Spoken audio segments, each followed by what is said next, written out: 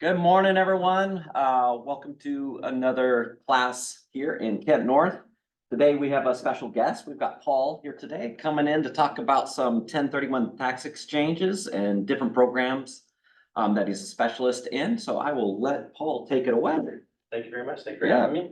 My name is Paul Van Every. I'm with IPX 1031 Exchange. We're a qualified intermediary. We are part of Fidelity National Financial, so we are part of we are the largest qualified intermediary in the business. So we do provide the largest assurances for your clients if they go into a 1031, make sure they're safe and secure.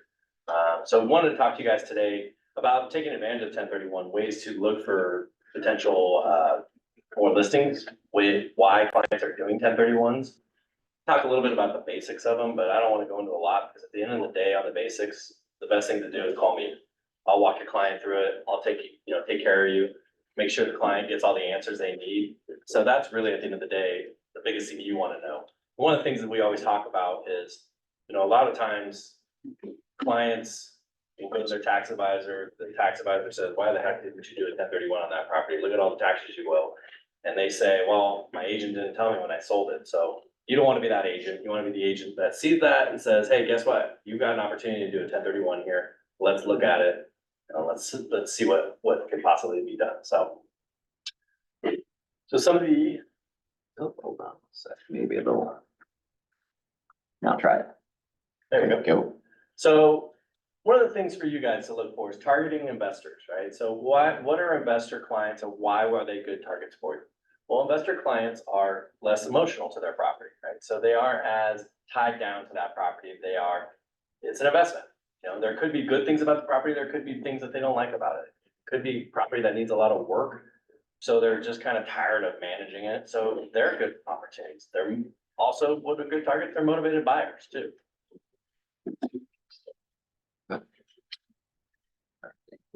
Keeps hiding. All right, now try it. There we go. It also creates opportunity for multiple transactions for you because there's opportunity for sale of the property and there's also the opportunity for the purchase of the property for them on the new replacement. So it does create opportunity for multiple transactions for you. Why is now a great time? Obviously, interest rates are higher, but these investors that we work with, these 1031 clients, have cash because the sale of their property, usually they have a lot of appreciation and they have a lot of cash, and a lot of them have owned it for a while. So we find that most of our buyers aren't going to require as large of a loan. And so that helps, as well as a lot of them can come in with extra cash to offset the loan. So they're good people to look for right now. They're good people to target.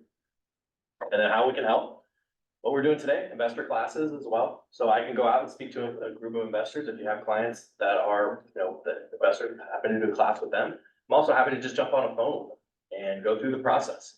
If you have a client who's thinking about it, I can tell you I've talked to a lot of clients and I've talked to them and got them off the fence because they were scared of what the 1031 is. They were worried it's too difficult or too complicated. And I was able to talk to them and explain the process, and they realized it's really not that hard. It's actually, it can really be accomplished if you prepare yourself for it and do the right steps. And they decided, hey, now's the time. I want to go for it. So why do people 1031? So 1031s are opportunities. A lot of people right now are selling one property and they're buying multiple properties. So that's something very, very popular right now, is that they're selling one single family and they're going out and they're buying multiple, maybe in a different market, maybe in a market that they have a little bit more opportunity to buy. It's a lot larger property. I just talked to somebody as well. He was selling a property and he was only getting about $3,000 a month rent, which is pretty solid still. He's going to buy a new property that's going to get a $5,000 a month rent. So that's huge. That's why they're looking to do. They're looking for, and again, it could be a situation where that property that he owns right now is a little bit more run down, is not in the best location, but he's got a lot of appreciation in it. He's got a lot of equity. He can go buy it in a new market or in the same market, just buying a better property that's going to get more rent. Also, they consolidate. So selling multiple properties to buy one. That's very popular right now. So they're taking a couple single families and they're buying a fourplex. We were just talking earlier, Jason and I were talking about fourplexes, right? There's super popular product right now. So they're taking a couple properties and they're buying a fourplex, or they're buying apartments. So most of our clients stick to what they like.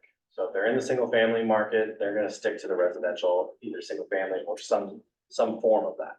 So that is one thing with our clients, they do stick to what they know. You're not gonna find many, single family owners that are gonna go buy a retail center. It doesn't really happen. It's just very, very uncommon. But they are buying, I don't know if anybody's familiar with DSTs.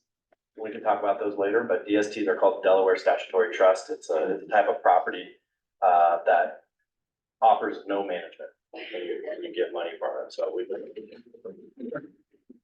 the other reason why people are 1031 is they're moving markets. So people like to be able to drive to their investment property, like to be able to see it. And so if they move into the area, good question to have is, do you have any investment properties? So if they're coming in here, you know, a lot of people are, there's one good picture of California, right? A lot of people come from California. If they're coming from California, who knows what they might have? So next question is, do you have investment properties in California? A lot of those people, again, they don't want to have to manage a property out of state because that either is going to cost them money or it becomes really difficult. So, hey, I'm going to move my investment properties into this market as well. And then last thing is estate planning. That's really big right now. So a lot of people, so right now in the current environment, you have what's called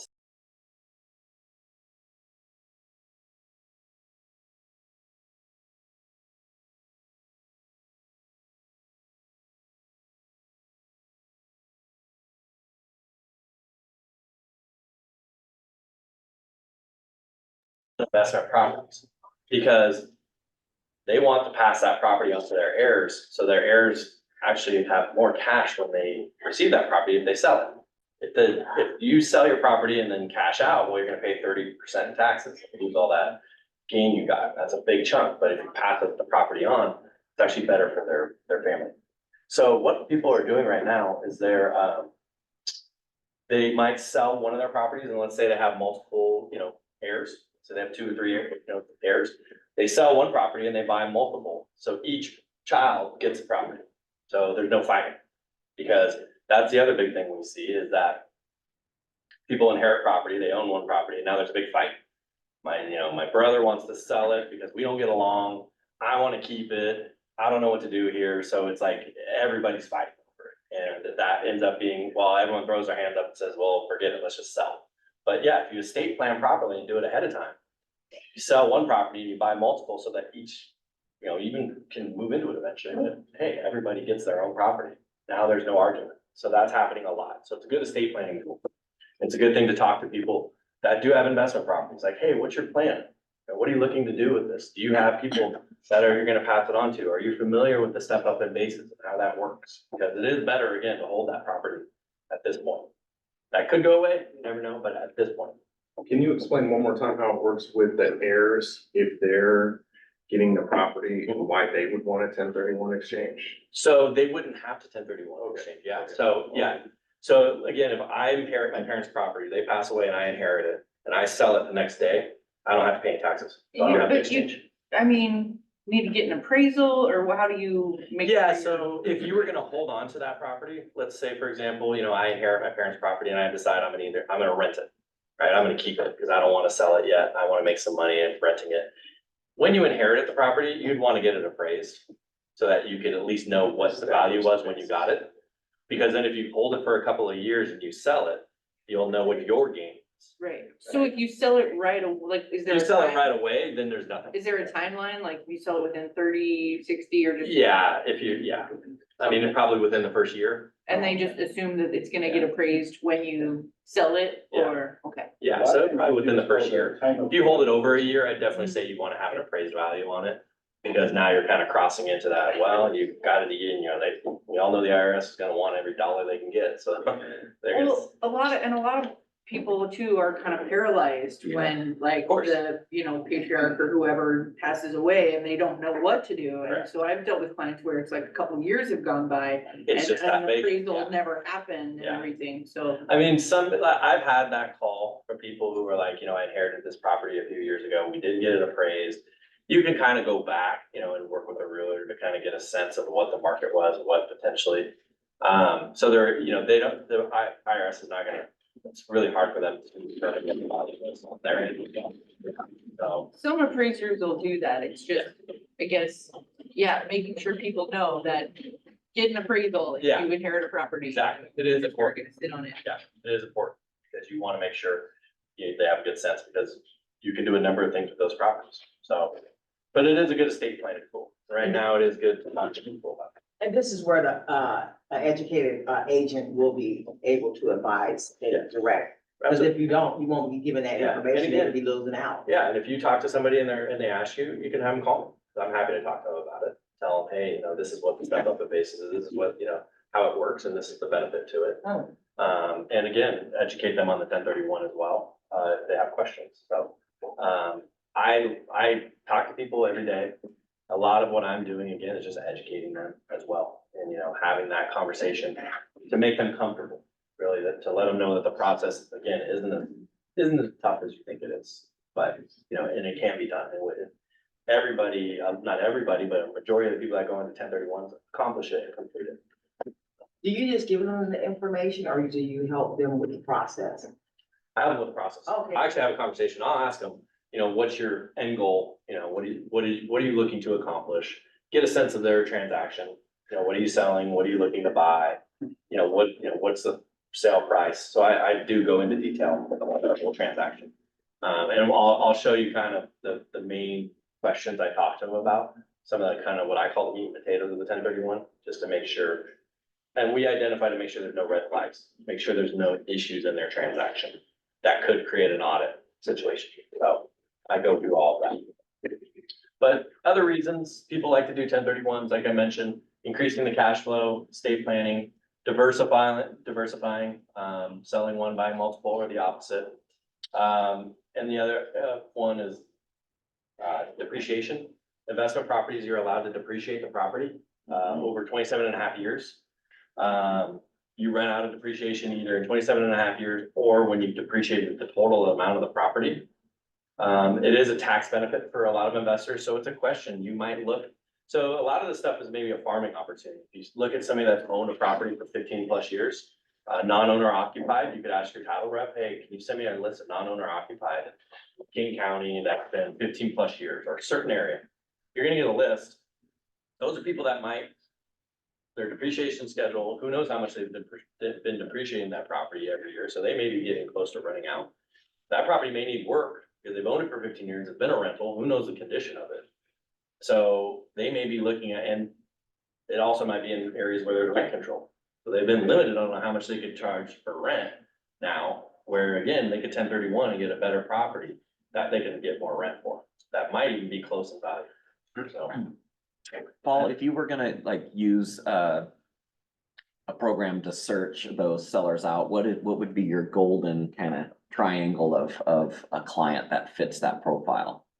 For a potential client that a Sure. broker could actually, contact to help Yeah. connect. Absolutely. So, as far as the actual seller, Yeah. who they are, Yeah. I mean, I gotta be honest, a lot of the older clients that have owned these properties for a while, they're probably a lot of people I talk to are in their late 60s, 70s. Okay. So, So ownership probably 25, 35 years-ish range. yeah, Go back to your. but yeah, but where you're coming from, yeah, they've owned it for a long time. Okay. They're either looking for that estate planning situation, they're looking to get out of the management situation. They're tired of the management type, right? They've been tired of you call them 3Ts, right? Toilet trash, tenants. They're tired and they're getting to a point where they're like, what are my other options? What can I do here? And then again, there's a lot of people right now frustrated with the potential rent blocks and the rent control, and again, Tacoma's got the crazy rent control situation. There's a lot of unhappy people that are landlords over there. That was discussed about the whole state of Washington potentially passing for that bill, but thank God it went away and it didn't pass, but it's still out there. Yeah. So, but I would say the older, So non-owner occupied. But where we find them, he said. yeah, so title company. Title. Call your title. Chase.com. Call your title Get into rep and ask them, I'd like a farm report. Yeah. I'd like a farm report for non-owner occupied, and you can kind of zero in. You can start with like one county, you might get a ton of properties, too much, and you can kind of drill down, like, maybe I'll take this specific area to start, or this city, but you start with your title rep. I'm happy to, guide you on that too. just to like what you can ask them. So, title reps can pull that up real fast. We have, most all of our companies have a customer service team that we send that request to and they turn it around in like an hour. So it's Awesome. really easy. That's part of the one thing title companies can still provide. So, at least it's because it's public information. And then we're gonna go into exchanging into your dream home. This is actually another really good opportunity for, finding clients potentially and, talking to them about what their future plans are. So the real reason why people will do taxes. So what a 1031 does the most is it defers your tax. So right now, if you were to sell something, what I usually state when I talk to people is if you're gonna sell a property and just cash out on investment property, you're probably looking at about 30% taxes. So take 30% off of whatever equity is coming out. And that's probably what you're gonna get taxed on. It's taxed on the gain, so whatever you bought for is your basis. So if you buy a property for $100,000 and you sell it for $300,000, your taxable gain is 200. So that's what the 30% will be taxed on that $200,000 in gain. 41 states have state income tax, thankfully Washington does not. But there is the 3.8% healthcare tax as well as the depreciation. I talked a little bit about depreciation. They tax you on that. So there's a lot of taxes when it comes to if you just sell an investment property and cash out. And again, this is what people will come to the closing table with their title rep and be like, they see their settlement statement and go, wait a minute, I'm a what, how much? And usually don't like those calls because those are a rush and those people probably are gonna have a hard time finding something. But to be honest, it only costs $1,000 to set up an exchange. That's all we charge. So to give them the opportunity to potentially do it, it's probably worth it. Paul, sorry. So if they had a rental, but now they're owner occupied, right? And they wanna sell, would they come out a little bit better, doing Yeah, that so- and then take that money ending? If you own it for if you live in it as your primary for 2 of the last 5 years, it starts, then you can get the 121 exclusion, which is the primary residence exclusion. So everybody that owns a property for more than 2 years, you start to get on your primary, you get a 121 exclusion, which excludes as a married couple, 500,000 in gain, or 250 as a single. If you moved into like, let's say you own a property first was your investment, then you eventually move into it. If you live in it for 2+ years, now you start to qualify for the 121. There is a proration on it. It's complicated. They prorate it by the amount of years you've owned it, divided by the amount of years you lived in it. So they give you a percentage of the 121, but it is still beneficial if you eventually move in. It's kind of complicated. I can go into a little bit more detail about it, but they do. So let's just say, for example, you rented a property for 2 years, then you moved into it and you lived in it for 8 years. They're gonna take the amount of time you owned it, divide by the time you lived in it. So you're gonna get 80% of the 121 instead of the whole one. So I bought a piece of property at State, I bought it in 2016, I rented it out, in 2 years, what was that? 2020, I moved back in this November, how would that? I like. So you're gonna have a portion, if you sell, you're potentially gonna only get, what? Right now you're at 7 years, so then you lived in it for 5 of the 7. So they might take, 5 divided by 7, like 60% or something, 65. So you're gonna get a smaller percentage of the 121 exclusion if you sold it right now. We planning to sell it? I'm glad he's here, cause I'm gonna have to talk to him. Yeah, we can talk. So it's a kind of a funky rule, just because, did you file the taxes on it as a rental? Yeah, Yeah, so then they'll see. yeah. So I'll talk now about some of the basics of the 1031. So the first and foremost thing, if you have a client thinking about doing a 1031, and I probably should start with this, is it's gotta be an investment property. So the property that can be qualified for a 1031 is an investment property, had to be held for investment. So they have to show that they receive some rental income. That's one of the easiest ways for the IRS. Now, the only thing that kind of falls outside of that is vacant land. Because obviously vacant land doesn't show income, but they do qualify vacant land as investment property. And so that's one of the only ones on this list pretty much that doesn't go income, but it does qualify. So that's what I'll always ask people when they call me about 1031, is this an investment property? That's one of the first questions. A lot of people are gonna say, I've gotten everything from, well, I've owned this property, but I never rented it. Okay, that could be a problem. Now, we're not the IRS police. We're not here to say, yes, you can do this, no, you can't do this. We're simply here to kind of state the rules on what potentially could be an issue. It's up to the client and hopefully they have a tax advisor to decide whether or not they want to move forward. So at the end of the day, these are what are a lot of the type of properties that qualify, but it must be an investment. Where there's, questions is if, like somebody wants to flip a house. So they bought it, they fix it up, now they're gonna sell it.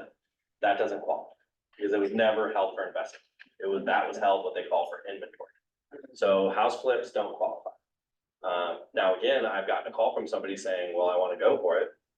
Hey, if you want me to set it up, no problem. But I'm gonna tell you, this may not work. Whether it works or not, it's if they get audited, so. That's not our call. We're gonna let them know, probably won't work, but. Also don't qualify for like new development. When somebody goes out and buys land and builds 2 or 3 homes on them and then sells them. If they don't rent them, that's not investment. Those are inventory. You just said flips don't work because people haven't rented them out. If you flip and then rent it for at least over a year, now it starts to qualify. So flippers are just paying capital gains on all their proceeds? Oh, yeah. Alright. They're carrying hard money costs. Sure. I mean, you gotta get rid of that hard money loan, sure, but I just. I Some guess- for flippers, a lot of it is where they take benefit is since they improve the property, they bring their basis up. Sure, So they bought it for 500,000, they put $200,000 of work into it. Now their basis is 700,000, so they may not have as big of a gain right, at the end of the day. right. Um, It's interesting though, I mean, it makes sense, I guess I just, yeah, yeah, that's If good it's- to know. because the intention has to be, Versus capital. yeah, exactly, it's short term. So it's a different tax rate too. So. Again, if somebody calls me and says that's what they did, I'm gonna explain to them, this may not work, but if they say we wanna move forward. Hey, that's not, sure, absolutely. You'd be amazed, I get a lot of calls, people don't have any tax advisors and they wanna proceed and you're like, okay, it's your call. But lifetime, so it must be investment. Now, that's also on the flip side, when they buy a new property, so when they sell their lifetime property, their investment property, they gotta buy an investment property. So the property you buy must be held for investment on your new purchase. It's gotta be, again, some type of property that's gonna show income. Again, vacant land is that one piece that falls under, no, not needing to show income. If someone sells a home that they are living in, then they can't do an activity? No, because that's their primary. That's where they get the 121 exclusion. The 121 is the only. It's your primary, yeah. You would think I kind of look at those two and I kind of think the two of them should be flipped. Flip flop, yeah. But, I don't know. I know, it is weird. But yeah, the 121 is your primary residence. The 1031 is all investment. So when you say vacant land, that might be a stupid question, is that a house or no house on? No house, it's like a lot. Just a lot. But there's no, Sure. belongs as investment, cause you're gonna, Yeah, I mean, because they consider it investment because you could improve it, you could build on it, you could do a number of things on it. oh, wow. I mean, there's a lot of people changing land right Vacant land. now. Now I get a lot of questions too about buying into vacant land and then building on it. That's a little tougher, but What about the vacation homes? yeah, we'll go into that one. in a Okay. second. So we're required to do 1031 to make it fully tax deferred. So we talked about how you can get taxed on your gain, right?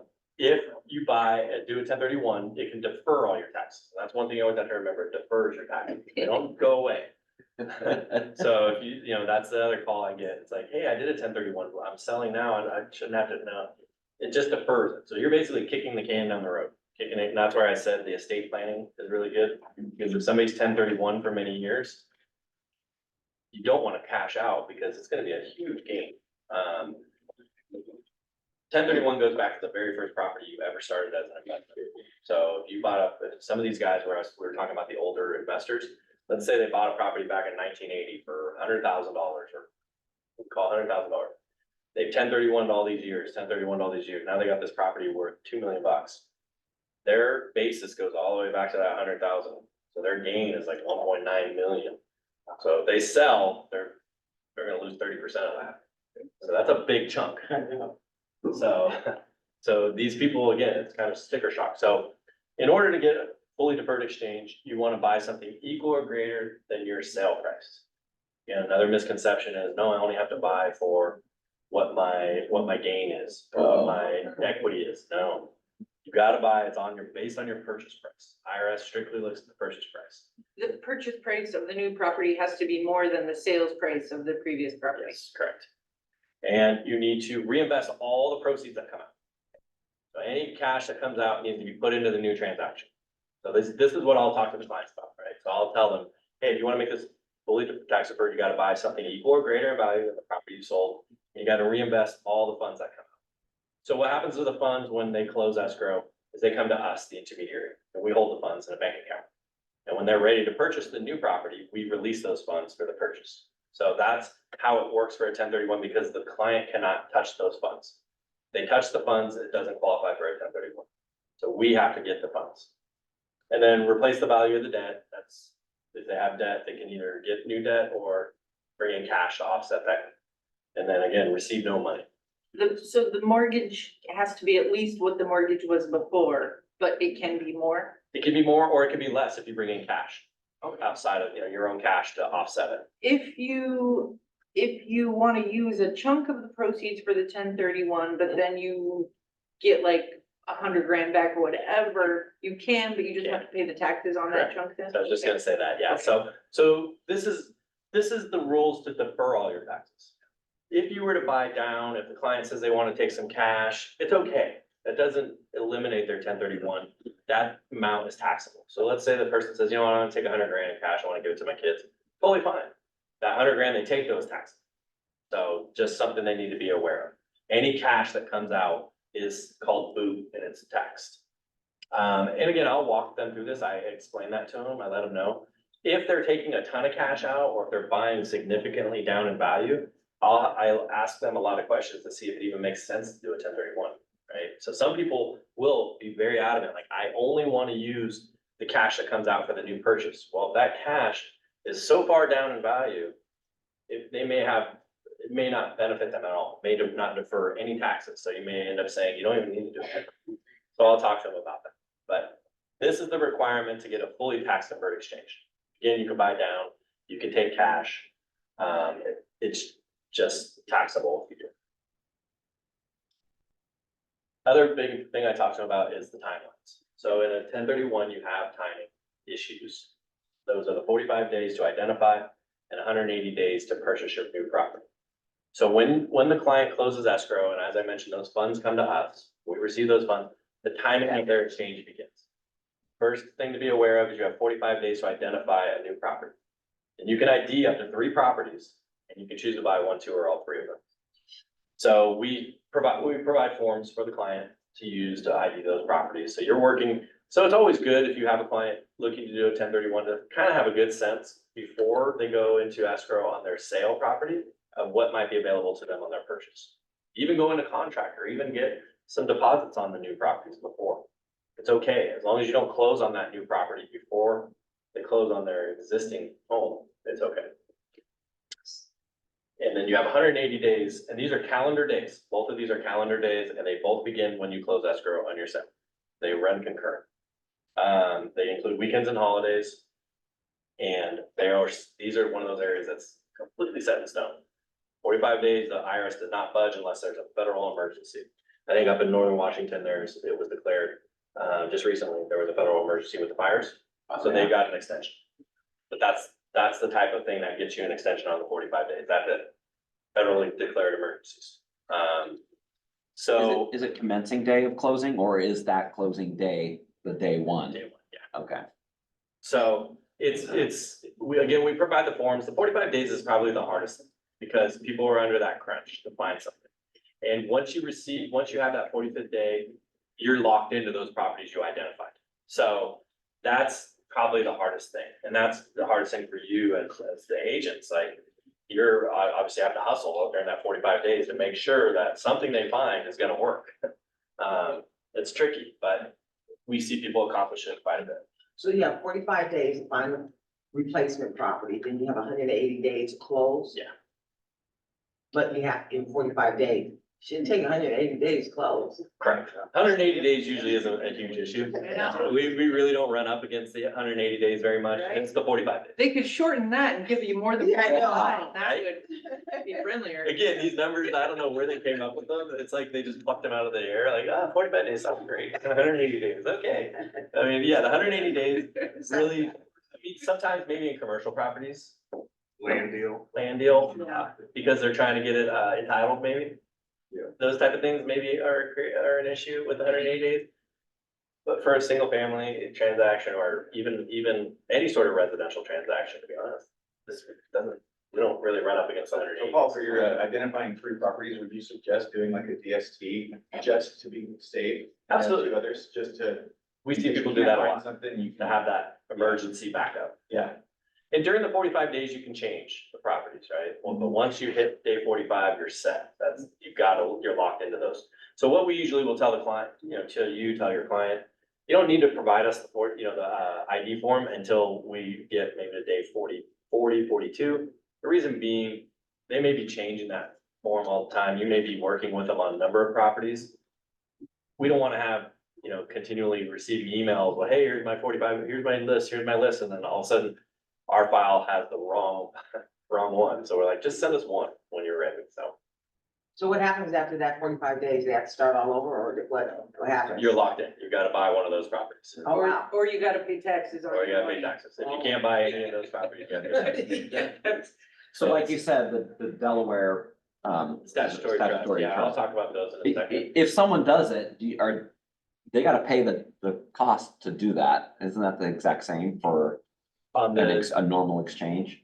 as far as like paying the costs, Like your guys' fee yeah. is the same. There's a cost for that too, correct? Or is that the only cost? No, that's the only That cost, is the only yeah. cost, okay. The DST companies, they don't charge, I don't believe they charge anything on that end. And sometimes the DST's companies, certain ones you work with actually pay agents commission too.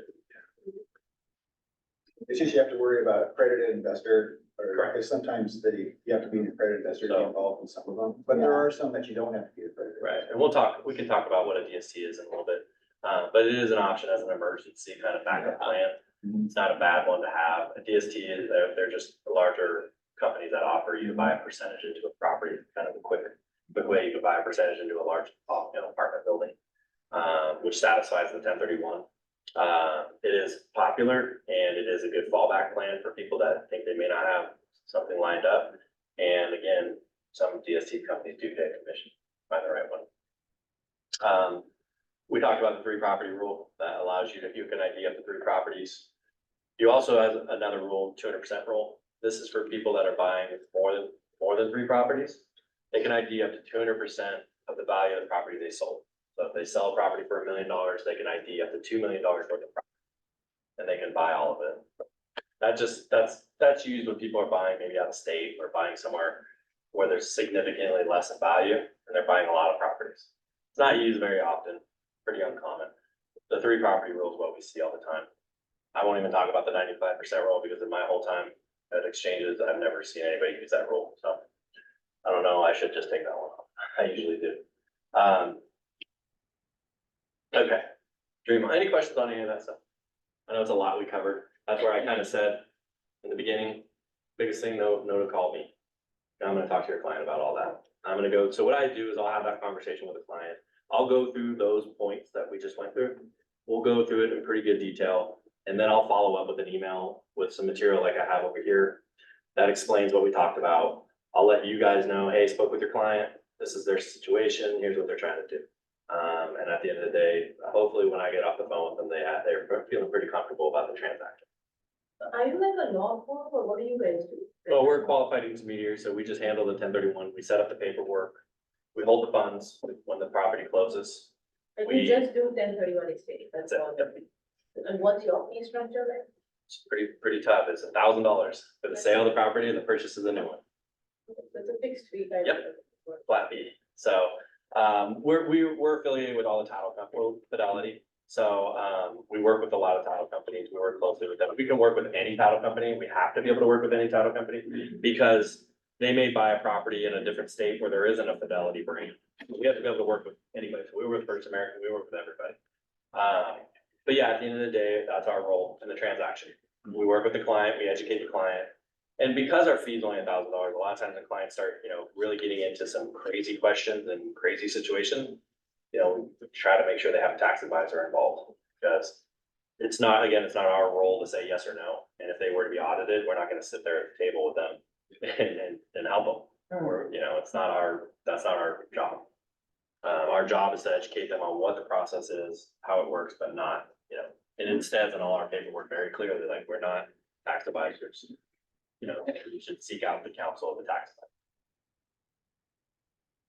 This is something I think is gonna become more and more relevant and more an opportunity.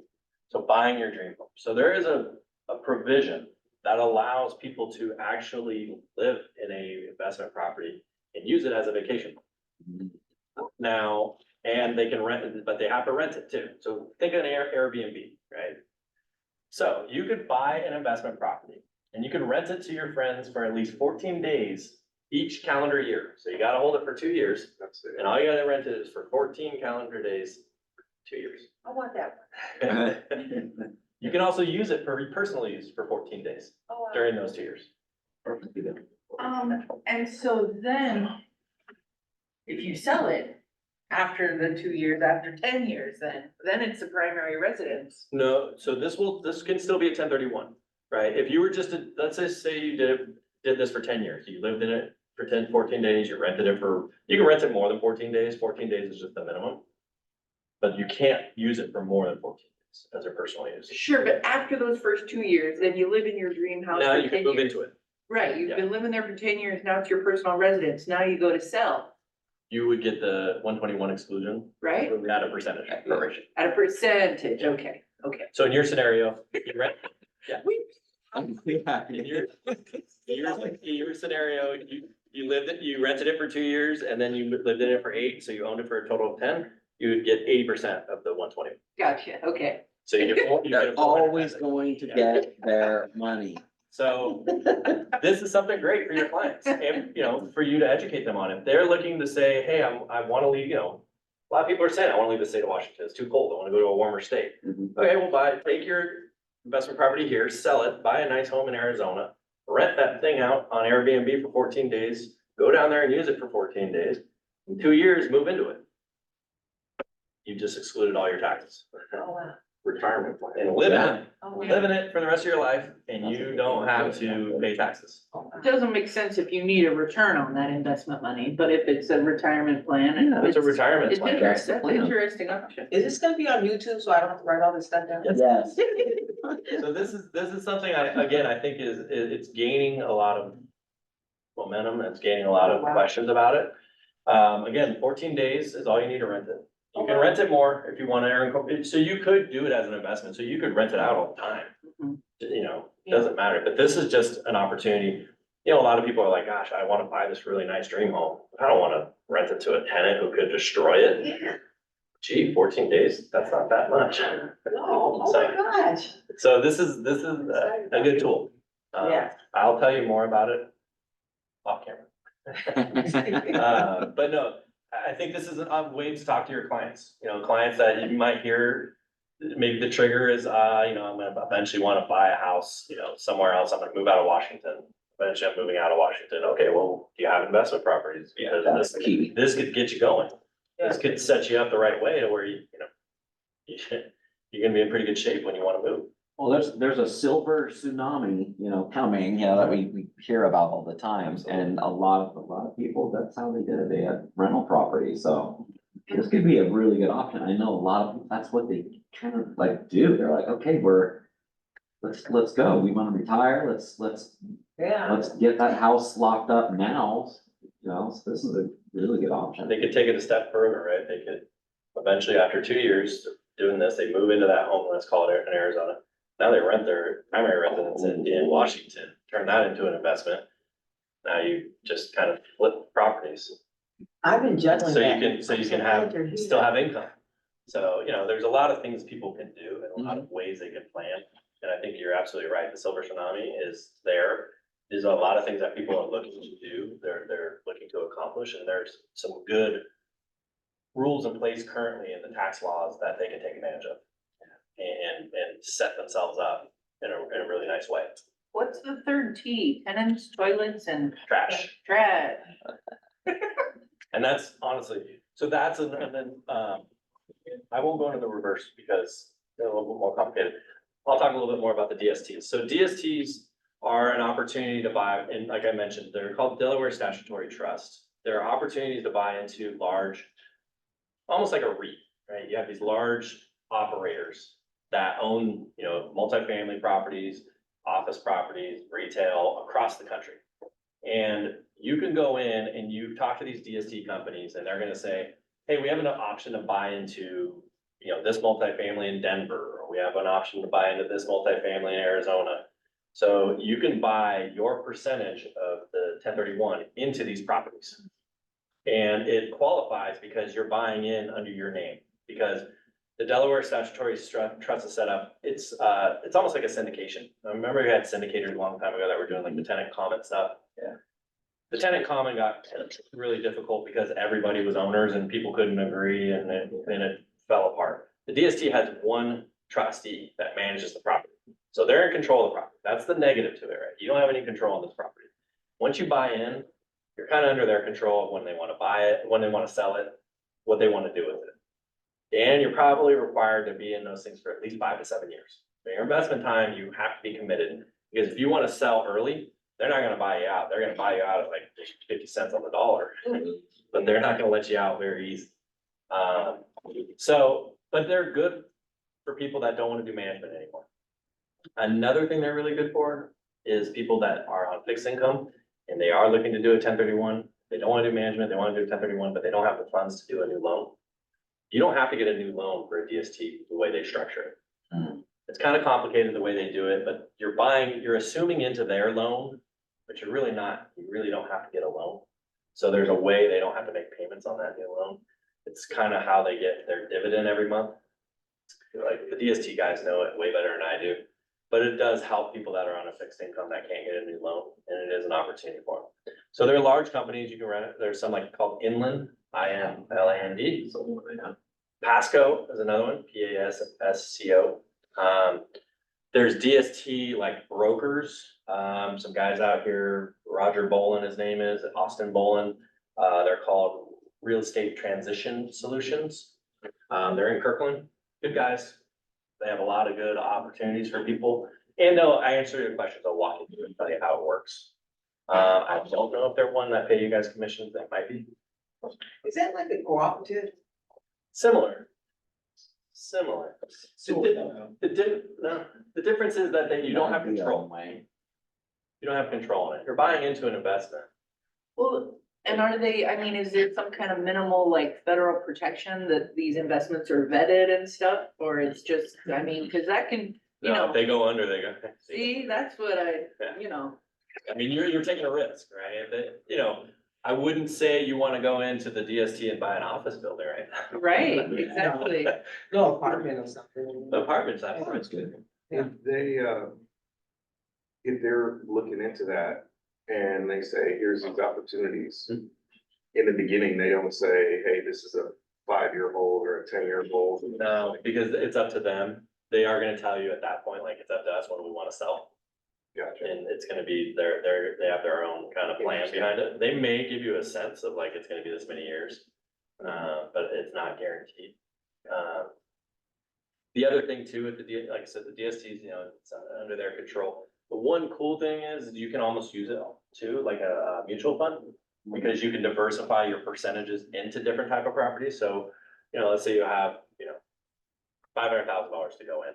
I want to put 200,000 in multifamily. I want to put 200,000 in retail, and I want to put 100,000 into medical office. So you can kind of diversify what it's going into, so it doesn't all go into multifamily.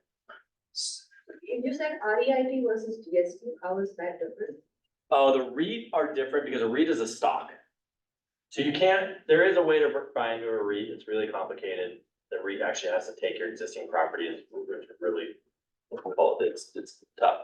But if you were to go buy a REIT, you're actually not buying into real estate, you're buying stock. You So, can't do a 1031 for a REIT. no, because you're not buying physical real estate. 1031 requires you buy physical real estate. So buying into a stock is called buying into an interest in a partnership. That doesn't work. It's gotta be physical real estate you're buying. Your name has to be going on title for that real estate. And a REIT doesn't allow for. But from a safety and federal law protection perspective, REITs are safer than DST. I mean, there's still risk in it. Yeah, there's still risk in everything. It's still a stock. Yeah. So, I mean, you are still taking a risk if you're going into a REIT. I mean, I could say, yeah, a lot of companies, everything is a risk in real estate, right? It's just which one you feel is, Like, is it federally regulated or something or nothing? It's all like whatever. it's an investment. Yeah. The DSTs are not either, but the DSTs, you know, again, the operators you wanna use are the bigger ones, like I mentioned, Inland, Pasco, these guys, they've been around a long time. And they are pretty well funded, you know, they're not just a fly-by-night pop-up, they've done these things for a while. So, you know, but there's a risk. Talking earlier, if you have a large number of doors, like if you have a single family residence and your tenant stops paying, you're kind of in trouble. Right. If you have a fourplex or if you have 200 units and you have 2 or 3 that stop, you're, Still making money. yeah, you're still making money. And that's the same thing with the, DST. they have such a huge Yeah. basket. If they have a couple that aren't, as long as you're in like asset classes that are still, like you're saying, office buildings. Yeah, yeah. Boy, those. And at the end of the day, you know, the DSC is gonna tell you what your percentage you're gonna make. They're gonna give you a pretty good sense of what your monthly income is. And what their benefit to them is, it's again, you're not managing them anymore. You're done with management. You're getting a check every month. You call them mailbox properties. Why? Because you get up, go to mailbox and get your check. Oh, you get a check? Well, either, however you wanna be paid. Oh, really? But we always call them mailbox properties, right? You walk up, wake up, go get your check, and that's all you have to do. You're not managing. Calls from tenants, you're not dealing with nothing. You're not dealing with all that stuff. So That's a- you're looking at the risk that you're going into, but you're looking at the benefits of I'm no longer managing a property. I will get a return on the property. It did qualify my 1031. So it's got a lot of positives. And So, after the end, you can 1031 into another. Absolutely. So if they call you up and say, hey, guess what? We're selling this, you invested in this multifamily property. If they call you in 3 years and they say, well, we decided early, we're gonna sell this thing. Now's the right time. You can choose to roll your money into another one of their properties via 1031, or you could at that point, you could take your money out and 1031 back into something else. So you don't have to stick with them when they go to sell the property. You could cash out, you could do another 1031, or you could stay with them in 1031 to a new property. Or buy your dream house. Or buy your dream house. So there is a number of options that you have at that point. How would it work if there were, let's say, 3 heirs? The, the person who, it's their estate and they put it into one of these. How would they just? Well, they divvy up have a the 3 trust. checks? Probably the best thing at that point is they have their trust set up, that Yeah. state how they're gonna divvy them down. Yeah, so you could do it that way. You know, you don't wanna put it if they just put it in their name, then you're gonna create that problem, just like it's similar to a house, right? If it's just in their name, they pass away, creates some problems. Yes. When they go to sell it, but if they have it in a trust, at least, now they have written, hey, this is how it'll be distributed via, percentage wise. and you can do that with a DST? Absolutely. Okay, cool. Like I said, we won't go too much into that. Well, I did want to touch on improvement exchanges really fast. And the only reason why I want to touch on improvement exchanges is because this is a good tool. If you find, like we talked about, that 45 days is tough, right, to identify. If you identify a great property in a good location, but it's not as high in value as the property you sold. So let's say you sold, I always like to use easy numbers. Let's say you sold for $1 million, but the only thing you can find that you really like is an $800,000 property. So well, man, I just bought down in value, I'm gonna get taxed. You can take that additional 200,000 and you can fix that property up, you could spend it. And it will then become a fully tax deferred exchange. Oh, that's awesome. So it's called an improvement exchange. It's a great tool. It is an option. There's some difficulties to it. I won't go into too much detail on them, but it's possible. So it does help when you're doing the 45 days identifying. I, again, educate you on it because you're under a time frame. You're under the 180-day period. That's the issue with improvements, is you only have that 180-day period to do the work. So if you sell your property, your timing begins. Let's say on day 30, you buy your new property. So, right, you lined it up great, you buy your new property on day 30, you only have additional 150 days to make the improvements. The thing is the improvements don't need to be complete. The work just needs to be being done. So that's one of the things. You don't have to complete the work. It needs to be, the money needs to be spent. So I'm we're gonna sure- work with the contractor, we're gonna work with you, we're gonna make sure it's all very well documented, what you spend the money on. That's a way to make it a fully tax deferred exchange. So Yeah. it is, You would pay the invoices then from your. correct, we pay the invoices, the contractors give us an invoice, we pay it, we pay it from us, and then, yeah, it's like an escrow account, boom, boom, boom. When all the money's exhausted, now you made a fully tax deferred exchange. But it better be finished because they've got their money. Yeah, that's between you and the contractor. Yeah. But it is a good, it's a good tool. It's a good opportunity. Again, if you're having a hard time finding an equal or greater in value property, this might be the option for your client. Better, cause now you just improve the property and just increase its So value. it could be a way to be like, hey, I got this property over here. It's 750. It's a great location. Needs some work, but we can do it. Oh, we bring the contractors in, or do we go? And the new basis is the appraised value? It's that, whatever After that. what you purchased and how much extra you put into it. Just the straight costs, so Yeah. not straight costs and then, oh, the property's worth this. so No, this- it's just what you put, that's your basis is what you paid for it and the amount of improvements you made. So, again, if you paid 800 for it, that's your initial basis, then you put another $200,000 of improvements. Now your basis is $1 million. You've bought equal or greater in value, you're satisfied. So it's a really good opportunity. Again, if you're with these type of tight markets to open up other potential properties to buy. So in that 45 days, you're gonna have, if you wanna do that, you're gonna, because you have 180 days to close, you better have Right. everything in place, because 180 days. That's where the 180 days comes in. Yeah, Yeah. That's the one that's a little trickier but again, the improvements don't need to be completed, the money needs to be spent. So, you wanna work with your contractor on that to be able to spend that money that we're holding. Last thing, us, QI. So again, we talked about what we do. When you're looking for a QI, you wanna make sure they have the security of funds, right? When you're working with QIs, they're handling your client's money. So you wanna make sure that when the time comes for them to buy the new property, the money's still there. And when we're working with us, we're safe, secure, we offer a $50 million bond, we're safe. Pretty much we guarantee that money's gonna be there. So yeah, are they secure? If you don't use us, if you're using other companies, my suggestion is probably use one that's affiliated with the title company because they got the financial backing. If you're using some independents, you don't know what exactly they're doing with the money. Now, Washington State does have some regulations that we are supposed to be putting money in a very safe, secure bank account. It can't be putting it in like mutual funds or investments. We put them in a safe bank account under large banks, US Bank. Are those interest bearing? They are interest, so the client gets interest, but it's really minimal, it's like a money market account, because Yeah. we have to be able to liquidate them really fast. Right, so we have to you call us up, and hey, I need a deposit now. Yeah. We need to be able to move that money, right? If we have them in some sort of investment. Yeah, that takes Well, time. hold on, we're Can't gonna have get to move it, Yeah, yeah, the sorry. sign for it. Yeah, so we need to have that money be able to be liquid. That makes sense. And so a lot of times clients will call us and be like, why are we only earning, 0.75? The interest rates are way higher. Well, if you need that money today, we can get it for you. If we're putting it in these other vehicles, it may not be possible. So it's safe, secure. And you get us, right? We're gonna be there for you. We're gonna walk your clients through. We have great exchange team. We have 3 exchange officers that handle the transactions and work with escrow. So they're working hand in hand, making sure everything's going through, making sure all the paperwork set up properly. We work closely with escrow to make sure everything's set up right. And we're communicating because the other worst call you can get is, hey, I closed escrow yesterday. I want to do an exchange. Can't go back. We have to be in place before you close escrow. So that's the worst call I can get. I closed yesterday. I want to do an exchange now. It's too late. You already received the money. Done. It's not gonna happen. So Is QI quality insurance? qualified intermediary. Oh, qualified. Oh, that's. And so, yeah, so you want to make sure we follow those rules. Again, I'm here for you guys, right? Call me. I'm happy to answer questions. I'm happy to walk your client through the process.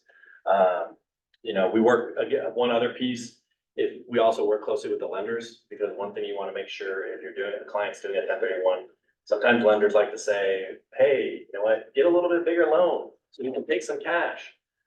The lender then just got you a taxable situation because in a 1031, the loan funds, then we fund the money. If they have too big of a loan, we're left holding extra money and now it's taxable. So don't let a lender ever say, hey, take a bigger loan, you could take some cash, that creates a tax. Bad advice from a lender? It happened, trust me. You know, so, and the other thing, never advise your client if they're thinking about doing a 1031, hey, fix up the property because we'll be able to get put $50,000 in, we'll be able to get $100,000 worth of value out of that. And then you can take the $50,000 at closing. No. I've gotten, somebody just screaming at me, telling me, my agent told me that I could take that 50,000 after you close. Yeah, you can take it. I think you're gonna get taxed. Yeah. And they, no, I shouldn't get taxed. I made the imperial. So it just, again, the best thing for you guys to do is contact me. And, so it's good to be armed with this knowledge. Can you repeat the scenario of the improvement? You said before after, what is that? Oh, as far as don't improve before, so don't have a client, like a lot of times you might tell a client, hey, you need to fix up, put, $50,000 of improvement so we can we might be able to get more value out of the property, right? You might be able to get $100,000 more out of the property. But then they tell that client, you can get that $50,000 back at closing. Oh, If their client's doing a 1031 and they take that 50,000 in cash back, that 50,000 in cash is taxable. I'm only warning you guys because I've heard it. Like, these are things I've It heard. makes them more money, but they just can't. Yeah, make it. exactly. Yeah, So they can make more money, but the client's gotta be willing to leave that money in there. yeah. I've just heard agents give that advice, and it's like, we make no money, but we don't. yeah, and you're like, I'm unfortunate, I'm the bearer of bad news. Oh. I mean, they can cash it out, but pay the tax. You Correct. still make net more. But you still make net more, but you're gonna pay some That's, taxes. you need to explain that, basically. Yeah, which I will, yeah, absolutely, and hopefully that doesn't happen, but, I've had pretty irate people call me and tell me I'm wrong and tell me all that stuff, and I wish I was. But when you get your tax bill, let me know who was right and who was wrong. Sorry to be the bearer, but, so that's what I have. I have Any questions? one last question. That's sort of my big thing to come in and make sure that I understood, which is, like property, basically just needs to be real property and ownership. So if it was single family, they could 1031 exchange into a multifamily or okay, As long as it's investment. okay. As long as it's real property and they're holding it for investment. So it's gotta show rental income, because the easiest thing for an IRS agent to do when you're filing your taxes, you show rental income right on your tax return. Shows how much rental income you have. If you do a 1031 and you buy a new property, the next year, all of a sudden, your new taxes that you filed don't show any rental income. The IRS agent's job just was made easy, because they're like, wait a minute, last year they said they had rental income, they 1031, no, I had rental income, they're gonna call you up and explain this, what's going on. Yeah. So it's gotta show rental. It's gotta be an investment property. Well, it has to show rental or just like, The only other argument again is if you bought into a vacant land. Okay. And there was no rental income. All right. Other arguments, some people have said, hey, I tried to rent it, I couldn't. That's possible, but you better show where you tried to rent it. You better show you had some listings, you better show you physically tried to rent it. Otherwise, I've had people audited and they said that, and the IRS was like, well, show us where you rented. Yeah. If they don't show them that, yeah, I mean, there's been a number of stories. It depends on every situation. We you just had a have to be in client, the business long. we had a client who bought a vacation home.